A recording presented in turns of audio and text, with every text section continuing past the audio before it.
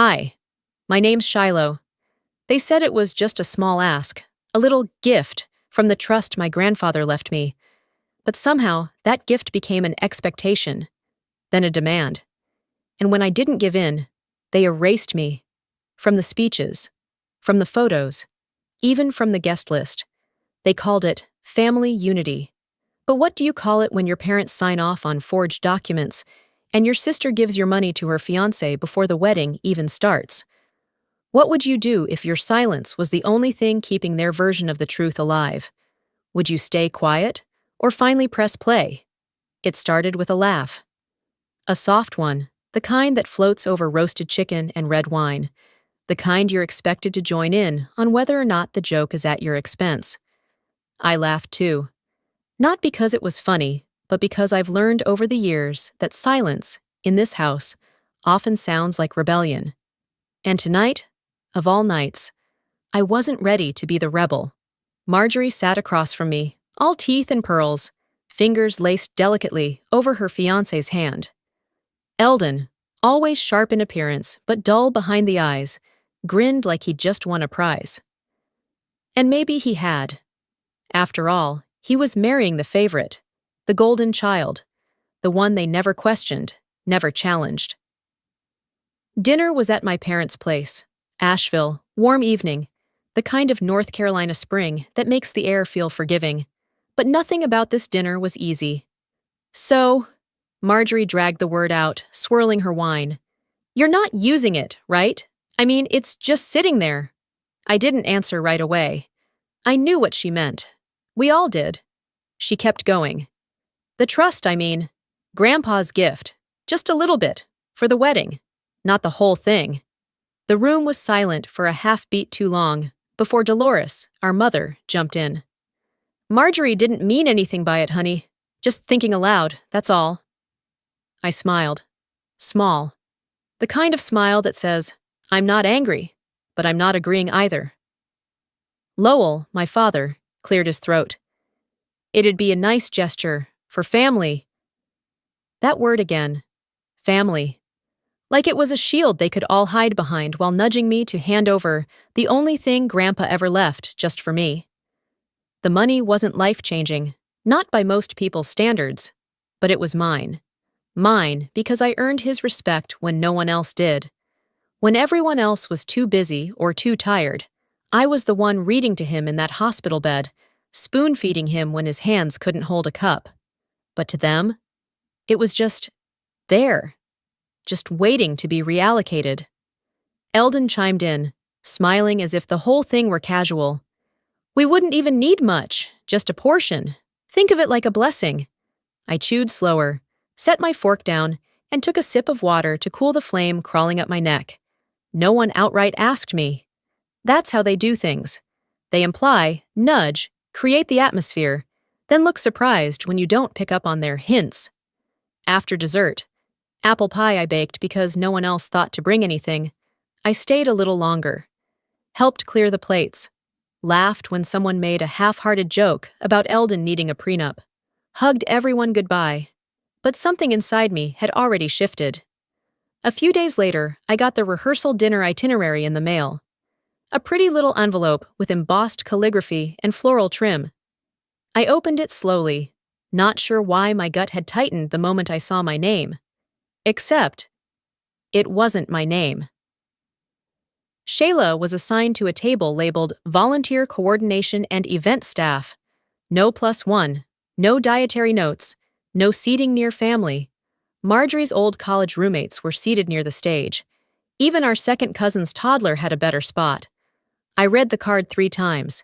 Checked the email for the seating chart. It wasn't just a typo, it was a category.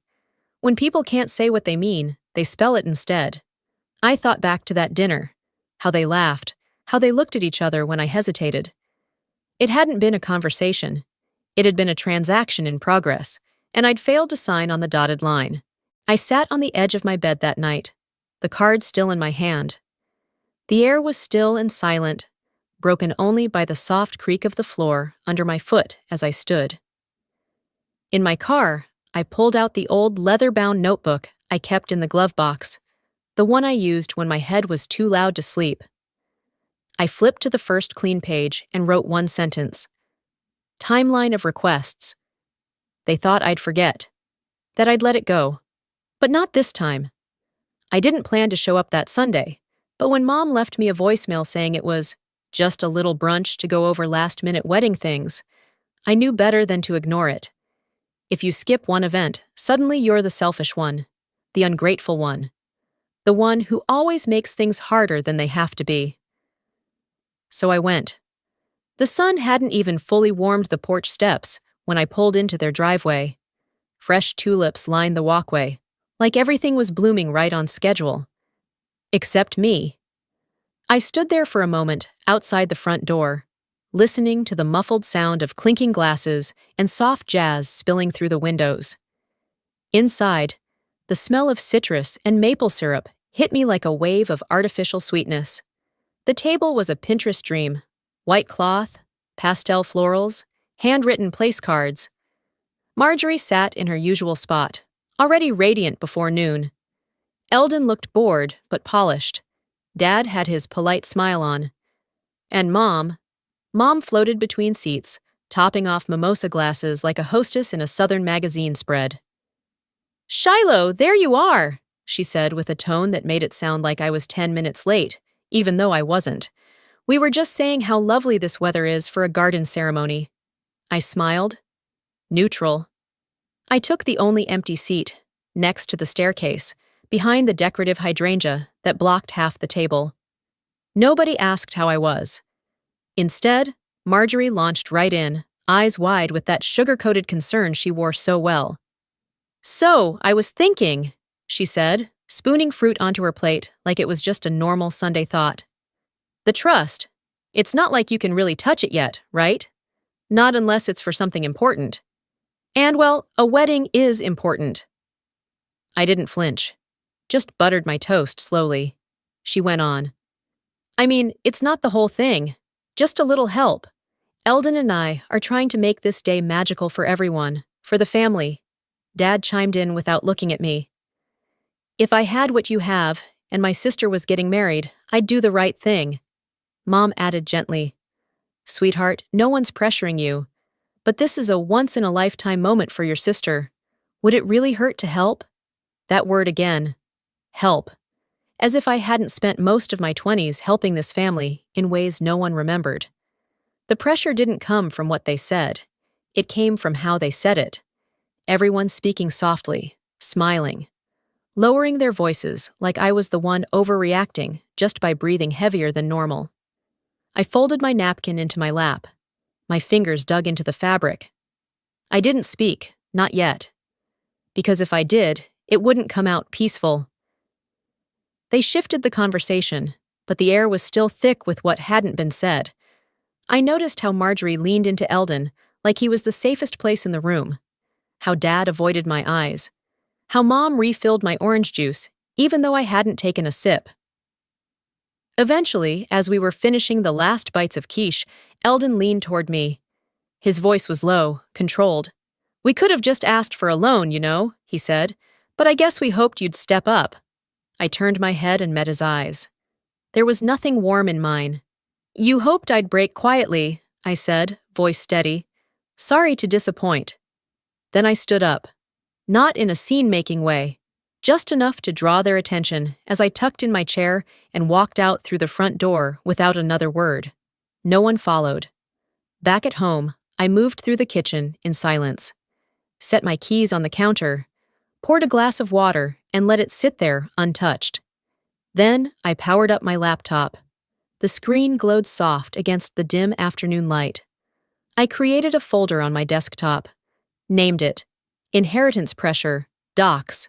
Inside it, I uploaded a photo of the seating card with my name misspelled. Next, I scanned the brunch menu. Mom had printed them herself. On the bottom corner, "With love from the whole family." I attached a copy of that too, for the file. Then I opened the notebook from my glove box, transcribed everything I could remember from brunch. Who said what, their tone, their phrasing, because the only thing more dangerous than being ignored is being underestimated. Later that week, I returned to my parents' house for what was supposed to be a casual coffee visit. Nothing formal. Just a few family friends passing through town, one of my aunts, and the usual kitchen chaos Marjorie thrived in. She had her hosting voice on, smooth, cheerful, and just theatrical enough to make strangers think we were the kind of family you envy. I stayed near the edge of the living room, perched on the arm of the couch with a mug in hand, quietly observing. I've always known how to make myself small in that house. Not invisible, just easily ignored. As the group eased into that familiar late afternoon lull, when caffeine fades and the real talk begins, Marjorie launched into one of her stories. I didn't look up at first, but then I heard it, my grandfather's name. "Grandpa used to tell me I had his spirit," she said, smiling warmly. "He always said I reminded him of his mother, strong, decisive, stubborn as all get out." Light chuckles rippled through the group. She leaned in, her voice softening. "We both sat with him when he got really sick, you know. Stayed up with him some nights, even when he couldn't speak anymore." I didn't breathe. She went on, weaving her version of a bedside vigil neither she nor Eldon had attended for more than a few short visits. I was there every night for 2 months. 2 long, unraveling months. I knew which days the pain meds didn't work. I knew what kind of pudding he hated. I knew the sound of his breathing when he slept and when he pretended to. But in her version, I had vanished, not forgotten, just omitted. And no one corrected her. Not Dad, not Mom, not the aunt who knew better. They all just smiled, nodded, sipped their coffee. I stayed silent, not because I lacked words, but because I knew they wouldn't land. I'd learned that lesson years ago. Truth has no weight in a room full of rehearsed memories. So I drank the rest of my lukewarm coffee and excused myself to the hallway. I stood there a moment, pretending to scroll my phone just to reset. That's when I saw it. The living room photo wall had been rearranged. New frames, fresh prints. Front and center now hung a candid from Marjorie and Eldon's engagement party. It looked staged, like something from a lifestyle blog. Everyone beaming, champagne in hand, coordinated outfits. The picture that used to be there, the one from Grandpa's final birthday, where I stood next to him while he held my hand, was gone. I checked the rest of the frames, just to be sure. Maybe they'd moved it somewhere else. Maybe it was in a smaller spot, or upstairs. It wasn't. I stood there longer than I should have, staring at a wall that used to carry pieces of my history and now carried only their highlight reel. Later that evening, I drove home in silence. No music, just the hum of the road and the tension in my jaw. I didn't call anyone. I didn't cry. I just walked into my apartment, placed my bag on the counter, and opened my laptop. Created a new subfolder. Revision attempts, verbal and visual. I uploaded a screenshot from a video I'd saved. Me reading to Grandpa by his hospital bed. I still had it, tucked away in a forgotten USB drive. Then, I opened my wall calendar, flipped to the current month, and with a black pen, I wrote across the top margin. "You can only be erased if you let them write the ending." The following morning, as I sipped coffee alone by my window, my phone buzzed. It was a message from Veda. "Let me know when you're ready to talk legal lines." I stared at the screen for a long while. I wasn't ready. Not yet. But I was getting close. By the time Sunday rolled around, the air had shifted again. A text from Mom, short and clipped, read, "Stop by tonight. Quick dinner, just us." That was all. No emojis, no warmth, no hint of whether this was a casual invite or another carefully staged performance. I knew better than to assume. I left the studio just after 5. The kiln was still warm from the last firing, and the glaze hadn't fully set on a batch of bowls I'd promised for next weekend's market. But I closed up anyway, pulled on a clean jacket, and made the familiar drive across town. Every time I passed the corner gas station, I felt a pinch in my chest. That was where Grandpa used to buy me grape soda as a kid, always whispering, "Don't tell your mama." That sort of loyalty felt like folklore now. When I pulled into the driveway, it was already dusk. Porch lights glowed, casting long shadows across the brick steps. I walked up slowly, careful, like the air might shatter if I moved too fast. Inside, the living room lights were dim, and the table was already set. No food, no clinking dishes, just 4 chairs pulled neatly into place. My parents on one side, Marjorie and Eldon across from them. My seat sat alone at the head of the table. They didn't call it a meeting, but it was one. A staged production in 4 acts. No scripts, but every word felt rehearsed. "Shiloh!" Mom greeted me, soft as a cloud. "Glad you came." I sat without speaking. My palms rested flat on my thighs, grounding me. Dad started. "We've been thinking. It might help if we all cleared the air before the wedding. It's important to your sister that everyone's on the same page." Eldon nodded, offering a smile that didn't reach his eyes. "Nobody wants drama, especially not on the big day." Then Marjorie leaned forward. "We're just trying to do what's best for the family." That word again. I didn't move. I didn't even blink. She continued. "I know you feel protective of the trust, but it's not like it's doing anything right now. It's just sitting there while we're trying to build something." Dad followed up like he'd been cued.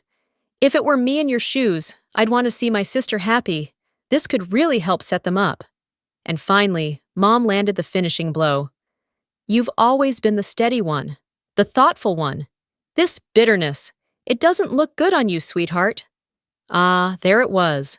The setup, the spin. "You've changed." That was the new narrative, that I was the difficult one, the one making this hard.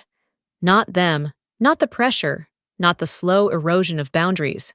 Just me, with my reluctance, my refusal, my resistance. I exhaled slowly, my fingers curling into the fabric of my jeans. "You think this is about money," I said, voice steady. "It's not." Eldon raised a brow. "Then what is it about?" I looked at each of them. My sister, so polished and righteous.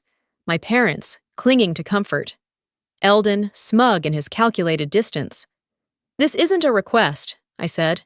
"It's a campaign, and I'm not part of it." The room fell quiet. Not a stunned silence, just stalled. Like they hadn't planned for me to push back with actual words. Dad cleared his throat. "We're worried about your attitude lately. This isn't you." I tilted my head, letting the irony soak. "So now I'm the angry one," I said, half to myself. "After months of being cornered with a smile, now I'm the problem." No one corrected me. I reached into my coat pocket and set my phone on the table. Screen up, recording timer blinking. 14:27. They all looked at it. "I don't argue anymore," I said. "I document." Then I stood up, calm as I had entered. Mom started to say something, maybe to pull it back, maybe to soften what couldn't be softened anymore. But I was already walking. Back at my apartment, I didn't waste time. I plugged in my phone, saved the recording, backed it up to 2 folders, labeled it clearly, "Family Meeting, Unedited." Then I attached it to the folder on my desktop and opened the message thread with Veda. Her response came fast. "That's enough evidence to begin a freeze motion. Let's talk Monday." I typed back without hesitation. "Let them keep talking. I'm done listening." By the time the rehearsal day came, I wasn't walking in blind anymore. I had already braced myself for omissions, backhanded kindness, and that nauseating tone my family used whenever they needed something but didn't want to ask outright. Still, I didn't expect the full production. It was early. Dolores had asked me to be there ahead of the others, to help with setup. I arrived a few minutes before 9. The barn had been renovated with polished wood floors, exposed beams, and overpriced fairy lights strung like some Southern Living magazine fantasy. The smell of lemon polish and eucalyptus candles filled the space. I walked in carrying the extra crates of lanterns I'd picked up for her last week. Unpaid, unthanked, of course, and headed toward the stage where a clipboard sat waiting. The event coordinator was chatting with a florist, so I figured I'd glance over the printed program she'd left behind. It took 3 seconds for my stomach to tighten. There was a section titled Words of Gratitude. Beneath it, a list of names. Cousins I hadn't seen since my 20s. An old neighbor who used to bring banana bread during Christmas. The efficient. Even one of Marjorie's old professors. Not me. No mention of me at all. Not as a speaker, not as a contributor. Just airbrushed out of the narrative. Again. I flipped through the next page, seating chart. I was at table 9, next to vendors and support team. They were calling this a family event, but I was treated like the help. I caught Marjorie alone near the catering station 20 minutes later. She was adjusting the height of her veil, talking to herself in the mirror when I stepped up beside her. Was I left out by mistake? I asked, my voice as even as I could make it, or by design. She blinked, looked at me through the reflection, and didn't miss a beat. You've always hated speaking in front of people, haven't you? It wasn't a denial. It wasn't even a good lie. It was deflection, polished and delivered with a practiced smile. I paid for the lighting, I said quietly. And the backup generator. She turned to face me then, eyes wide like I'd just accused her of arson. Why are you bringing that up now? Because no one else would. I walked away without responding. There was nothing else to say. That evening, just after I'd showered and pulled on an old college sweatshirt, my phone buzzed on the counter. It was Lacey, my closest friend since high school. Someone who knew every version of me, from braces to breakdowns.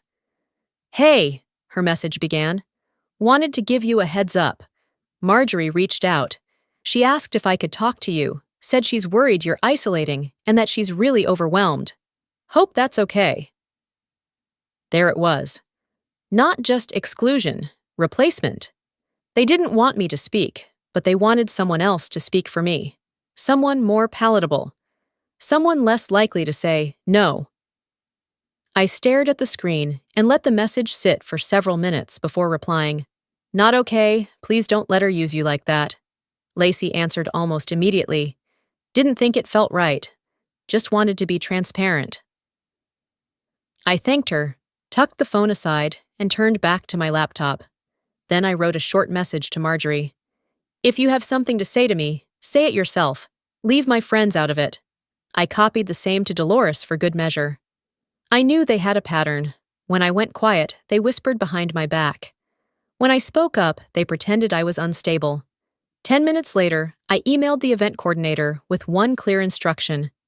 Remove the thank you segment from the final script. If not, I'll call the lighting company and cancel my contributions. It was the most polite threat I'd ever written. She responded. Understood.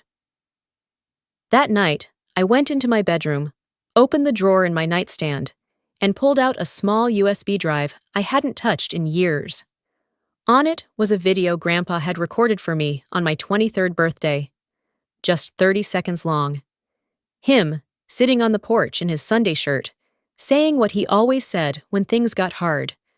Don't bend yourself into silence just to make them comfortable. You weren't made to be quiet. I renamed the file Last Word.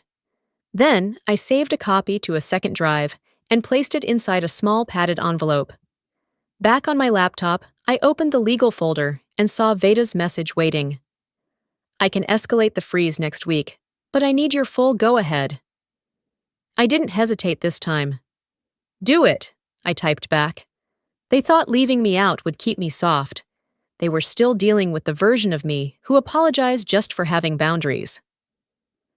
The next day came without drama. The sky held a flat gray stillness, and for once, I appreciated the lack of color. I spent the early part of the afternoon cleaning the apartment, repotting a plant I'd nearly let die 2 months ago. It felt good to care for something quiet, something that didn't smile while slowly cutting you out. Around 3:42 p.m., my phone buzzed with a voicemail notification. No missed call, just the message. Good afternoon, this is Kim from First Carolina Bank's Fraud Detection Department. We noticed a high-value authorization initiated from a third-party account linked to your trust. If this request wasn't made by you, please return our call at your earliest convenience. I stood there with my hands still wet from watering the ivy on my windowsill. I dried them on my sweatshirt, replayed the message twice, then tapped Veda's contact. She picked up on the second ring. "I just got a call," I said, voice even. "Something's in motion." Without missing a beat, she replied, "Hold tight. Don't respond to the bank yet. Let me dig first."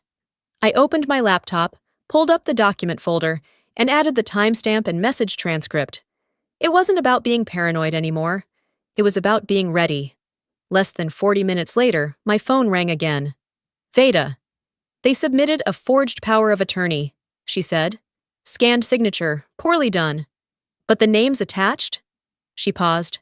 "Dolores, Lowell, and your sister's fiancé, acting as their legal rep."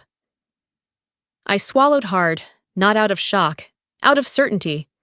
I had expected manipulation. I hadn't expected them to drag a pen through my life and sign my name without flinching. "They said it was to consolidate assets for the family," Veda continued, "to prepare things for post-wedding investments. Their words, not mine." "Let's move," I said. "Whatever we have to do." She didn't waste time. By that evening, a cease and desist had been sent to the bank, Eldon and my parents. A formal freeze request was underway. She even looped in the original estate lawyer Grandpa had used, an older man named Thompson, who still remembered my name when she called. "This isn't a family disagreement anymore, Shiloh," she said. "This is clear legal overreach and fraud." I nodded, even though she couldn't see me. "I know." After hanging up, I didn't sit down. I didn't cry. I didn't pace. I printed 2 sheets, one with my actual signature from a notarized lease, the other with the forged one pulled from the bank's copy. I circled the inconsistencies in red and slipped both into a slim folder. Then I drove. I didn't call ahead. I didn't want them prepared. By the time I parked in front of their house, it was already dark. The porch lights were on. The house looked soft, welcoming, as if it hadn't been the source of a growing bruise on my life.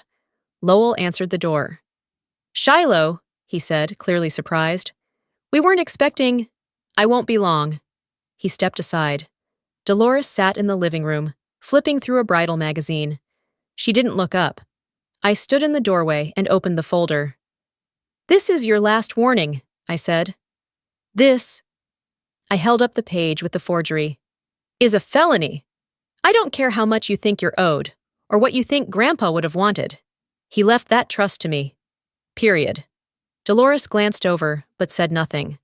Lowell's voice was quiet. "We were trying to help her start her future." "You mean by stealing from mine?" I didn't raise my voice. I didn't need to. I laid the photocopies on the coffee table and pointed to the forged signature. "I asked for distance. You broke into my life with a pen." I looked at both of them. "The next paper you get won't be from me. It'll be from a judge." No one stopped me as I turned and walked out. Back home, I updated the folder on my desktop. Renamed the latest document chain, Stage 2, Initiated. Then I emailed Veda 2 words. Green light. 10 minutes later, her reply pinged back. "Asset freeze is in process. Let's see how united they are when the money's out of reach." For the first time in weeks, I shut my laptop and didn't double-check the locks on my door. They wanted my silence more than they wanted my support. Now, they'd get neither. The next evening, I arrived at the rehearsal dinner 15 minutes early, just as Dolores had requested. The venue had been transformed. Soft lights strung across rafters, flickering candles on every table, and the air thick with expensive floral arrangements and polite expectations. I walked in through the side entrance, past a few catering staff and vendors setting up. My eyes scanned for a familiar face, but all I saw were polished people in pastel clothing and forced cheer. One of the event staff greeted me by the name tag table. "Ah, here," she said, flipping through cards. "You're Sheila, right? Volunteer coordinator?" I looked down. My name, again, spelled wrong. And not just wrong, rewritten into a role I never accepted. The corner of the card had a little yellow dot, which, I assumed, corresponded with the seating chart on the easel next to the entryway. Table 11, back corner. just outside the path to the restroom. I didn't react, not outwardly. Instead, I took the card with a nod and walked toward the coordinator. "I didn't volunteer for this," I said, "and I certainly didn't agree to be categorized as support staff." She hesitated. "Oh, I was told by the family that you'd prefer to stay low-key, less attention." I turned toward Dolores, who stood arranging champagne flutes across the head table, utterly unbothered. She caught my glance and offered a smile that said everything and nothing at once. "You've always said you don't like being in the spotlight," she called gently, like she was doing me a favor. There it was. The script, the rewrite. I'd been edited out of the center and placed where they didn't have to look at me. I sat at my assigned table, surrounded by folded chairs and distant relatives of the caterer. The only sound was the occasional flush from the nearby restroom and the clinking of silverware being laid out. Midway through dinner, a woman I barely recognized leaned over, wineglass in hand. "Your sister's so lucky," she said with that tight-lipped smile people wear when they're not quite sure if they're complimenting you or reminding you of your place. "Getting married, finally settling down. And you? Still doing your art thing, right?" Still. As if what I'd built didn't count.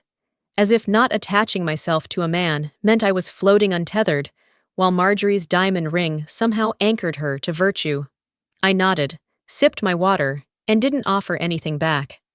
I'd learned that not every insult came with sharp edges. Some arrived dressed like concern and left bruises anyway. After the meal, Eldon stood to give a toast.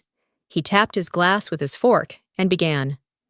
"Family is everything," he said, "and in every family there are sacrifices. People who know when to give, not just hold. Who understand that unity means stepping aside when someone else needs the space." I felt the air shift. Eyes turned. Not all, but enough. A few subtle glances toward my corner table, the one next to the restroom.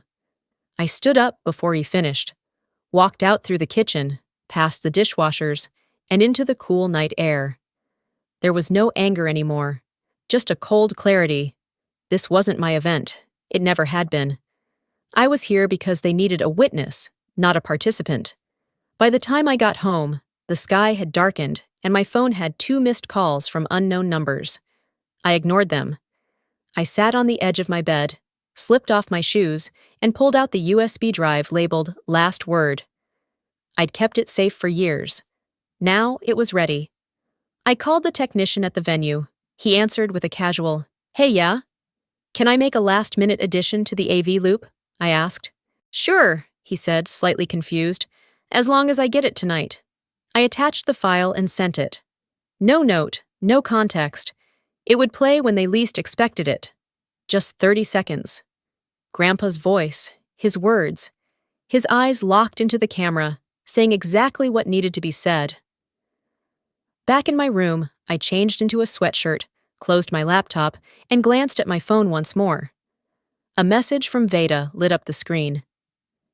"Everything locked. They can't access a cent." My response came without hesitation. "Perfect. Now I'll deal with their other currency, attention." That night, I went to sleep with my phone face down and the curtains drawn. I didn't need more light. I didn't want more noise. All I needed was a few hours of quiet before the final act. And maybe, for the first time in a long while, I actually slept. By the time morning rolled in, Asheville was foggy, the kind of dense mist that muffled everything, the air, the sounds, even your thoughts. I woke to a vibration on the nightstand, a bank notification. "Transfer of $60,000 initiated." I sat up fast, staring at the screen. The asset freeze hadn't cleared through the court yet. They'd found a window. Eldon had slipped something past, probably filed before the paperwork finalized, probably thought I wouldn't catch it until it was too late. I called Veda immediately. She answered before the first ring ended. "I know," she said, calm. "I saw it come through. Emergency injunction is already filed. I flagged it with the trust's legal counsel. We'll reverse it. Let them celebrate this last grab. It'll be short-lived. She sounded colder than usual, focused, like this wasn't just law anymore, it was personal. I let her handle the damage control. My attention was on something else now. By early afternoon, the wedding had begun. I didn't wear anything flashy, just gray slacks and a black blouse. No makeup, no heels, no pretending to play a part I wasn't written into. The venue was buzzing by the time I arrived. I moved through the entrance without drawing attention, past staff adjusting chairs and checking floral placements.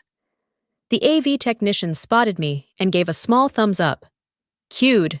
Slide 42, he whispered. It'll auto-run with the montage. You sure you want no intro slide? I nodded once. Just let it speak. I found a seat in the back, far from the head table. I wasn't here to pose for pictures or play nice with people who hadn't spoken to me in a decade. I was here for closure, my own kind. The reception moved along with precision. Champagne poured on time, speeches sprinkled between courses. Marjorie looked perfect in her dress, smiling as if the last 3 months had been smooth sailing. Eldon clung to her side like a campaign manager next to his candidate. Then came the family montage. The lights dimmed, soft music swelled, baby pictures, school plays, vacations I hadn't been invited on, birthdays I remembered differently than how they were framed on screen.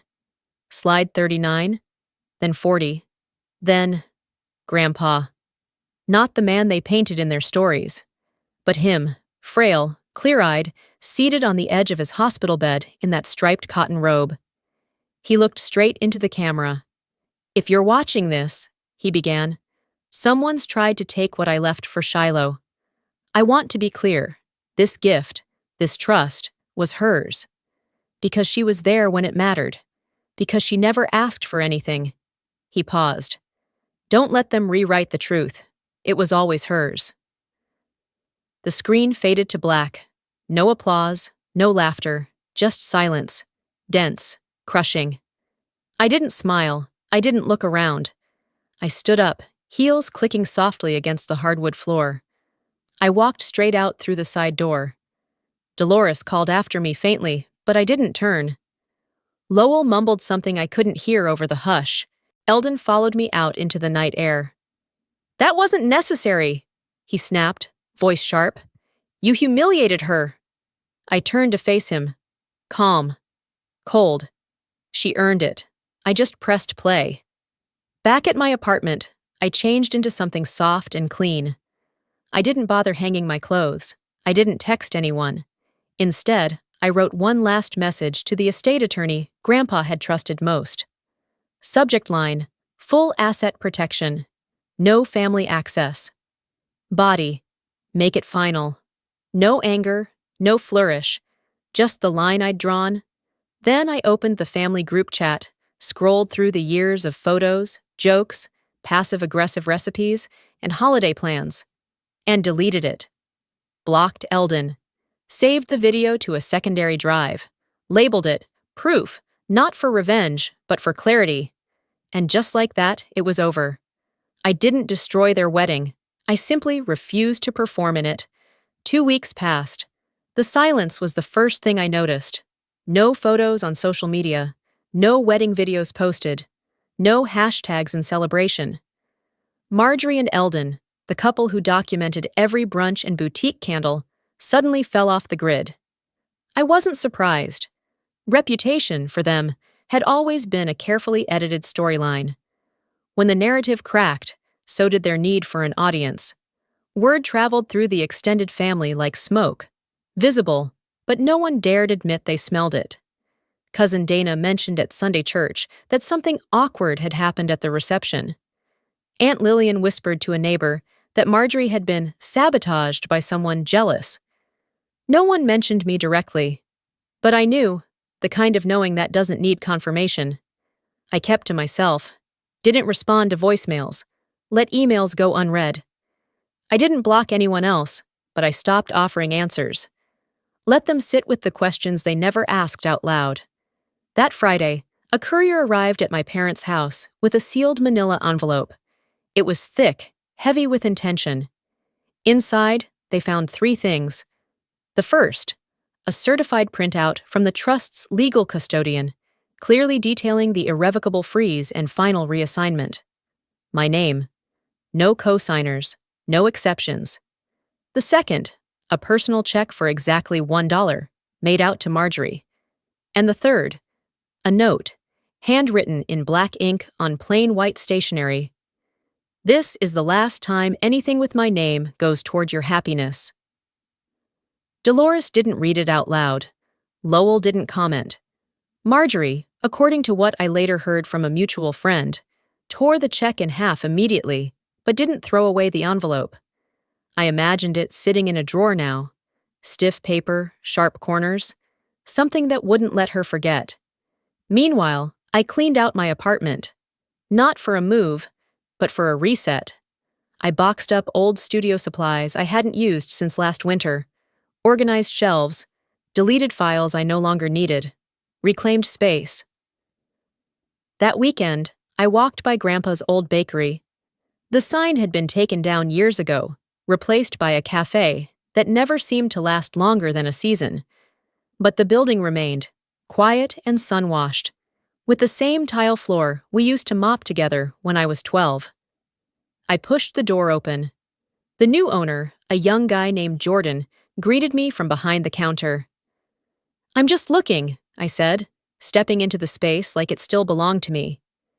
In some small way, it did. Before leaving, I handed him a flyer. Simple print, black and white. Coming soon, small batch ceramics by Shiloh. No flourish, no logo, just a new beginning. Later that night, I sat by my window watering a pothos plant that had once drooped from neglect. It was vibrant now, green, steady, like something that didn't need permission to survive. My phone buzzed. An old voicemail from Grandpa still lived in my saved folder. I hadn't listened to it since the night he passed, but somehow my thumb hovered over it now. His voice came through, soft, raspy, unmistakably him. "Some people don't change, Shiloh. They just get better at being who they've always been. But you have the courage to choose." I smiled. Then I deleted it. Not because it hurt, but because I didn't need to carry it anymore to remember who I was. The following week, at a cousin's birthday party, the family gathered at a long wooden table under string lights. The air buzzed with soft laughter and the clinking of forks on plates. Stories were told. Toasts made. At the end of the table, one seat was left empty. Not because someone forgot, not because of a late RSVP, but because everyone knew who it was for. No one mentioned my name, but nobody sat there either. And in that silence, I found a peace more honest than any apology they could offer. Some endings don't come with closure. They come with clarity. And I was finally free. Looking back, I didn't just walk away from my family. I walked toward myself. Sometimes the hardest battles we fight aren't loud. They happen in kitchens, in silence, in the spaces where we're expected to stay quiet for the sake of peace. But peace without respect isn't peace at all. It's surrender. I learned that protecting your boundaries doesn't make you cruel. Saying no doesn't make you unloving. And walking away doesn't make you weak. It means you finally chose you. Maybe you've been the invisible one, the one expected to give, stay calm, be reasonable. If this story found its way to you, maybe it's because your silence has gone on long enough. Now I'd love to hear from you. Have you ever been pushed into a role that wasn't yours, just to keep the family together? Do you believe family loyalty should have limits? Or is that too risky to say out loud? Let's talk about it. Share your thoughts in the comments. You don't have to agree with me. Just speak your truth. And if this story touched something in you, if you saw even a flicker of your own life in mine, leave a 1 in the comments or tell me where you're watching from. If you didn't like this video, that's okay too. I'd genuinely love to know why and where you're watching from, whether it's your kitchen, a quiet evening walk, or somewhere you're just trying to feel less alone. And hey, if stories like this speak to you, if you want more honest, unfiltered tales about real people navigating real wounds and quiet victories, go ahead and hit that subscribe button. I've got more stories to share. Some painful, some hopeful, all true. You being here? That already means something. Thank you for listening.